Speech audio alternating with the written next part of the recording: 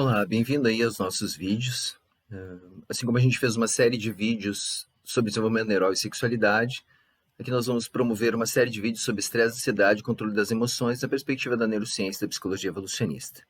Meu nome é Rodrigo Sartório e vou dar sequência então a essa ideia. Esse é o nosso primeiro vídeo. É importante então, num primeiro momento, a gente diferir as situações de estresse. Existe dois tipos de estresse distintos. O eu-estresse, o estresse real, verdadeiro, aquele que existe de fato.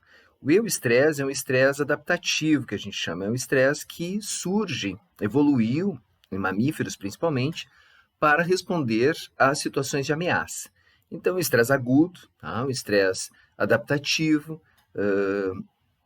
um estresse que nos prepara o nosso organismo para responder a situações de ameaça.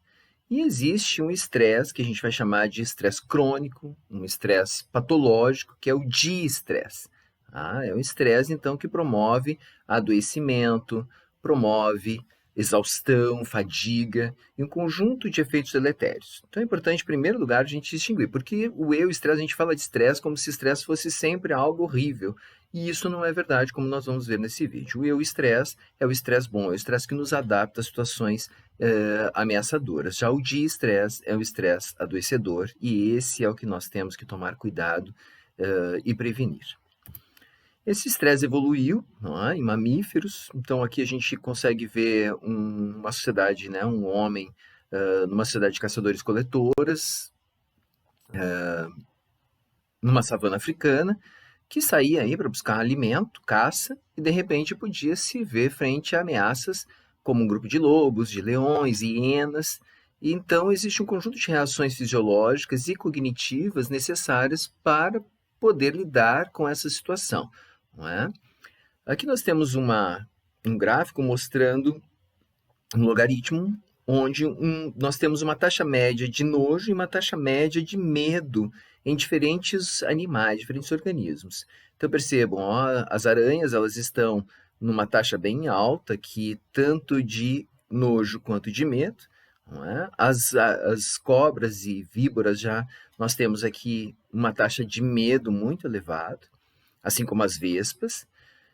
Outros organismos, como os vermes chatos, né, esquistossomas, por exemplo, já nos remetem mais a nojo. Claro que esses vermes, eles nos acometem doenças, então provavelmente o sistema evoluiu dando bastante ênfase ao nojo, assim como baratas, assim como algumas larvas de moscas que podem indicar, então, contaminação de algum alimento, tá bom? Outros valores aqui menores, como ratos, morcegos, formigas, né? A formiga tem morcegos e formigas têm uma taxa maior de medo em relação ao nojo, já ratos aqui bem no meio termo.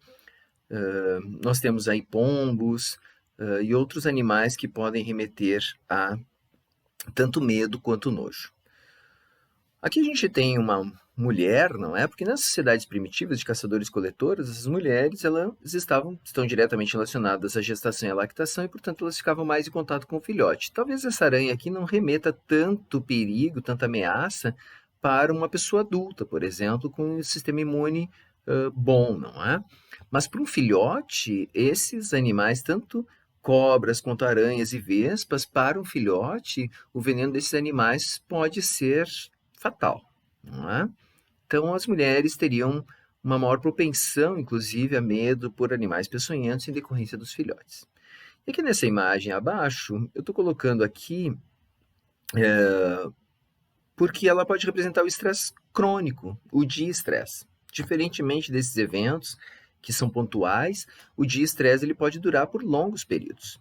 Então percebam, aqui a gente tem uma circunstância onde um desemprego, por exemplo, a pessoa passar 6 meses, um ano aí desempregada, pode causar o dia-estresse, um estresse crônico, um estresse todos os dias, o tempo inteiro, e outras situações das nossas vidas que podem gerar estresse crônico, por exemplo, adoecimento, doença na família, não é? Conflitos, e esse estresse aqui, ele é muito perigoso no sentido de adoecimento e diminuição da imunidade, como a gente vai ver a seguir. Aqui nós temos um outro gráfico mostrando a curva da performance humana. Se nós estamos calmos demais, nós estamos entediados, nós não conseguimos ter muita motivação para fazer as coisas, então uma calmaria muito grande, não é? Que a gente tem um momento ótimo, tá vendo? Mas aqui é um momento de muita calmaria. Então isso pode também não nos prover de uma performance ótima para realizar as nossas tarefas, para o trabalho. À medida que então nós nos sentimos desafiados, essa é a palavra muito interessante, nós vamos discutir sobre os desafios mais adiante. Então, à medida que nós vamos nos sentindo desafiados, vai aumentando essa performance, que é o eu-estresse, o estresse verdadeiro. Nos mantém energizados para as atividades, com bastante foco nas atividades, porque diminui o número de imagens mentais também, consequentemente nós ficamos com menos imagens mentais e mais focados naquilo que nós precisamos resolver. Tá? E reforçador aí de sentimentos de trabalho, não é? Sentimentos positivos para que a gente possa realizar as nossas atividades. Se essa atividade, se esse estresse ele permanece crônico por longos períodos, pode promover um evento contrário. Então, diminui essa performance, provocando aí fadiga, exaustão, não é? Adoecimento, burnout, disruptura das nossas estruturas e da nossa motivação. Então, aqui nós temos uma curva já mostrando esse processo de estresse. Nós temos 3 substâncias principais relacionadas aos eventos de estresse. A primeira que eu gostaria de falar é a epinefrina, produzida nas suprarrenais, nas glândulas acima dos rins. A epinefrina é responsável, então, por aumentar as atividades dos nossos sistemas simpáticos. Então, aumenta os batimentos cardíacos, aumenta a pneumotaxia, aquela respiração ofegante, característica do estresse, aumenta o tônus muscular, então é interessante, a gente fala, eu tenho aquela força, não sei de onde eu tirei forças para fazer aquilo, então agora a gente sabe de onde tirou a força para fazer essa atividade, não é? Pode promover uma vasoconstrição periférica, deixando a pele pálida, a pessoa ainda pode diminuir as atividades gastrointestinais, e aí pode fazer cocô nas calças, por exemplo, né? Aumenta também a atividade do filtrado glomerular nos rins, aumenta a atividade, então a pessoa pode aumentar a urina, inclusive liberar essa urina. A urina tem vários odores que podem sinalizar, olha, eu sou um ser dominante, então não mexa comigo, ou eu sou um ser subordinado, você não precisa me ferir, né? Não precisa brigar que eu já estou indo embora. Então tem várias funções da epinefrina. A norepinefrina já é produzida pelo tronco encefálico e liberada em todo o cérebro, em todo o córtex do cérebro. A norepinefrina ela tem como função, então, aumentar a vigília e a atenção, aumentar as atividades cognitivas para a resolução de problemas. E o terceiro substância também despejada pelas suprarrenais, que é o cortisol. O cortisol, a gente vai ver a seguir aqui, é a substância que faz a ativação da resposta imune. Então, resposta comportamental, resposta cognitiva e agora a resposta imune ao evento estressor. Aqui nós temos, então, o evento estressor. O cérebro vai acusar esse evento estressor, principalmente o hipotálamo, que vai controla todas as glândulas do corpo, vai mandar comando via hipófise para suprarrenais, os hormônios adenocorticotróficos, né?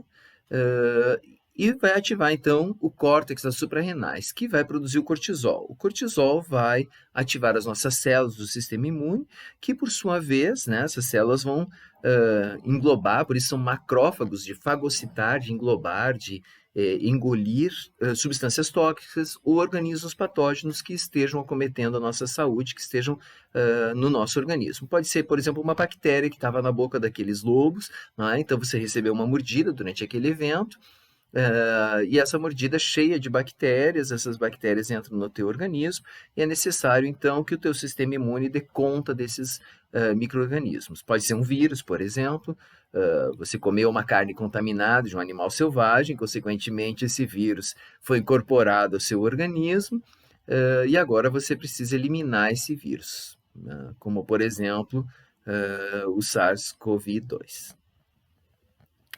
Esses macrófagos, eles produzem substâncias, que são os interferons, que vão promover uma retroalimentação negativa, ou seja, vão desarmar o sistema, porque se ele ficar o tempo todo ativo, a gente vai ter um processo de estresse.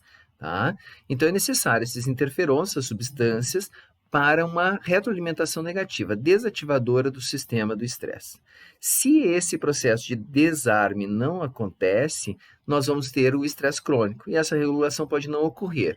Essa regulação pode fazer, então, com que esse sistema ele fique ativado de uma forma muito exacerbada, ou ainda pode promover uma pequena ativação do sistema quando houver um evento estressor novamente. E nós não vamos ter as defesas necessárias para proteger a nossa saúde física e mental.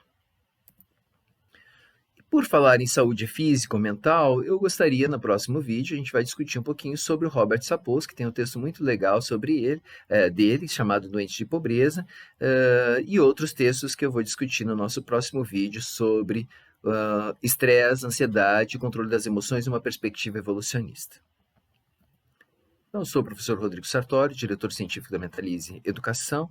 Esses são os nossos contatos, né? rodrigosartori.com.br e o nosso WhatsApp para maiores informações do nosso trabalho. Obrigado.